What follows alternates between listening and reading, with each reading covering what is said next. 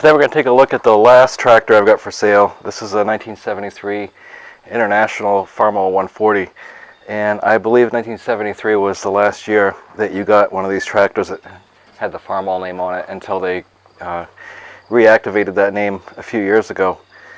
But 1973 International Farmall 140, and this is a little bit different than the other 140s that look like this. This one has 16-inch rims on it, so the old 15-inch wheels, tires, wheel weights do not fit on this. This one has the same donut weights that you would put on like a 340, so bigger tires, and I do have a set of donut weights. I just took them off for easier steering.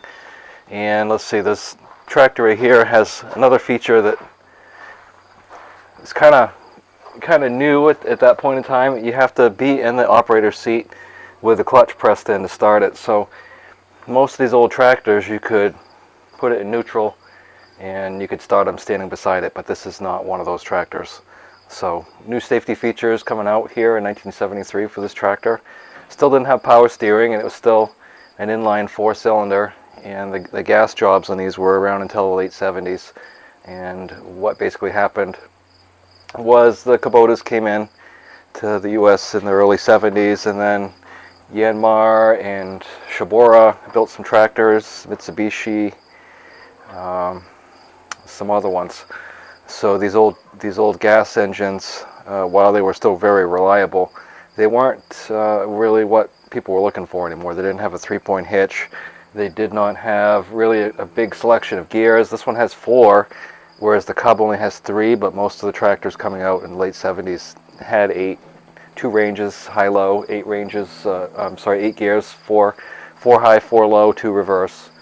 And so fast hitch cultivator, but it works on here. That the 140 cultivators would have had 3 rows of tangs, and this one only has 2. Also has a sickle mower that goes on the side, some extra parts for that, and it works. I've used it for cutting hay. This all works.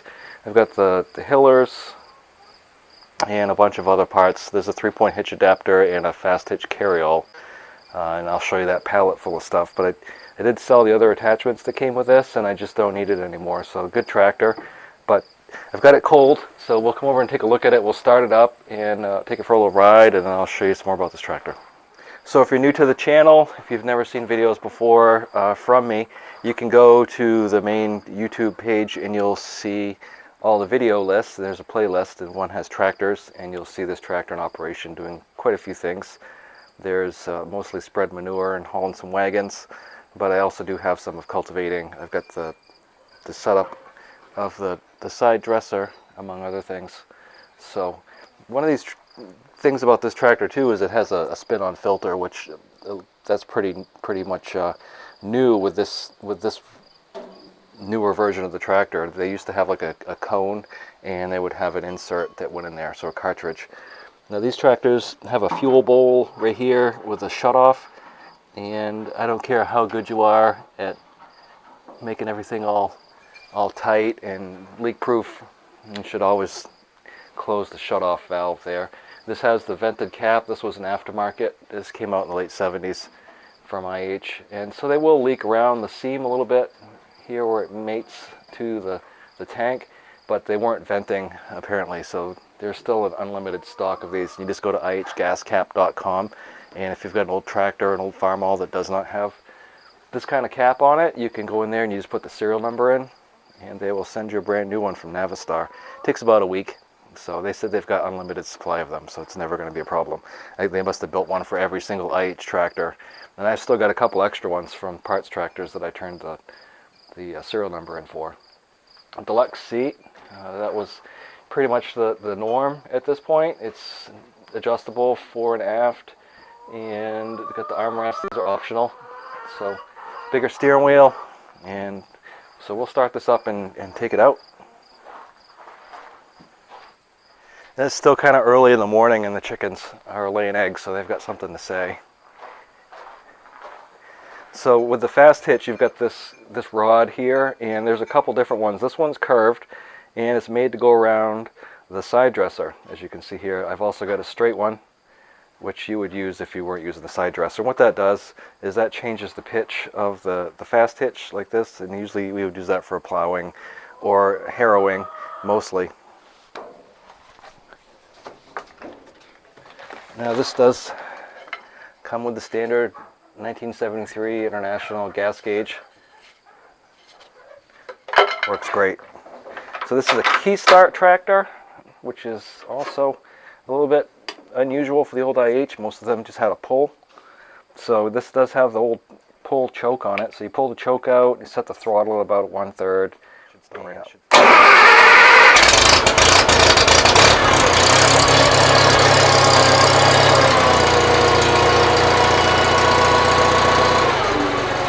So with Internationals, sometimes you get what I would call a cold-blooded International tractor, and this is one of those. So you gotta let it run for a second. If you just start it up and go to drive away, it'll stall. So that's not uncommon with these old International tractors. So an offset tractor, this is what they call Cultivision. So you can drive over the row. This will straddle the row. It's a one-row tractor, so you can see what you're doing. It does have independent brakes. It's got the parking brake here and a latch to latch them together.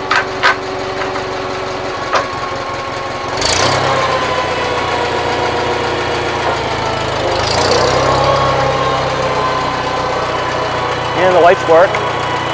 We fixed those.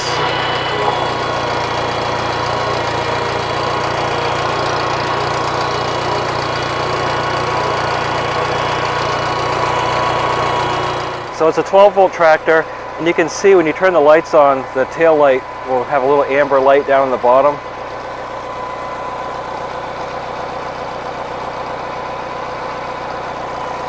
And then we've got the orange warning lights. So this right here is the spring, it's the shock for the plow. And not all the tractors came with these. This was kind of an add-on thing. And then you've got a big shock here. Big shock spring set up for plowing. What that does is that makes it so that the hydraulics aren't working quite so hard to lift up the plow. So you can see the front cultivators are on, and I use them as a step. I've got the rear weights on, I leave those on all the time. Now the tractors that IH had that came out in the 70s, you could buy either the fast hitch, which is what this is, or non-fast hitch. So what this does is you've got a prong on an implement, and you just lift this right here to unlatch it. This will pop up on its own when you are installing the implement.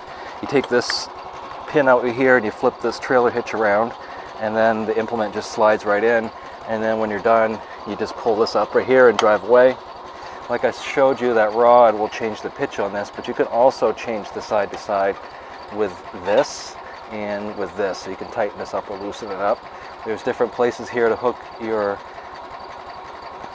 cultivators on the back, so they'll hook right on here, hook up here, will hang off that, and then they'll pop right in these sockets on the side. So really easy to put the rear cultivators on. And then you got a piece of chain here, and I couldn't tell you what that goes to, but it's been on there since I bought it. And this tractor also has the guy that bought this originally. I'm the second owner, and he mowed roadside, and his name was Harold, so I'm just going to leave that on, and that will go with the tractor. Now the problem with this right here, with this fast hitch, is it makes it kind of hard to hook up PTO equipment. You can do it, but it's a little difficult. So mostly the PTO is only used for the mid-mount mower, and you could use a couple different size mowers. This one's a 6-foot, but 5-foot was probably more common. I've got some extra sickles, and we'll take a look around the side of this. So these tractors have dual touch control, which is these right here. So the left one is the left rig.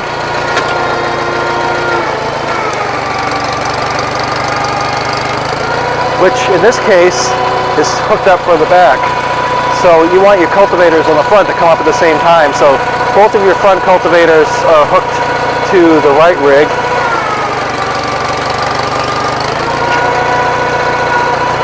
And then your back cultivators, like I said, would be on the rear. But this also has your fast hitch. This is the original paint and decals on this tractor.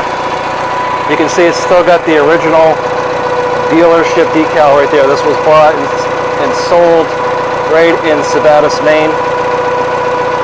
Got the original bill of sale, got all the stuff like that that comes with it.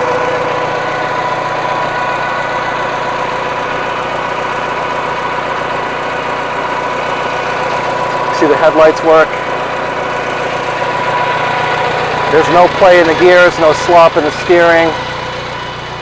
It's a very tight tractor. You can see the pedals aren't really worn out. There's still a lot of diamond tread left there.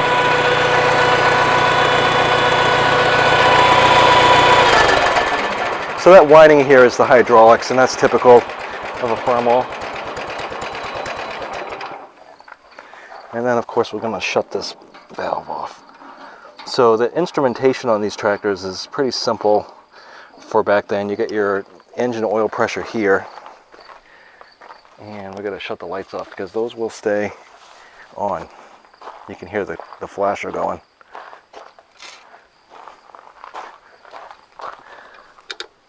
So your fuse, you got one fuse for the lights here, and you've got an ammeter here.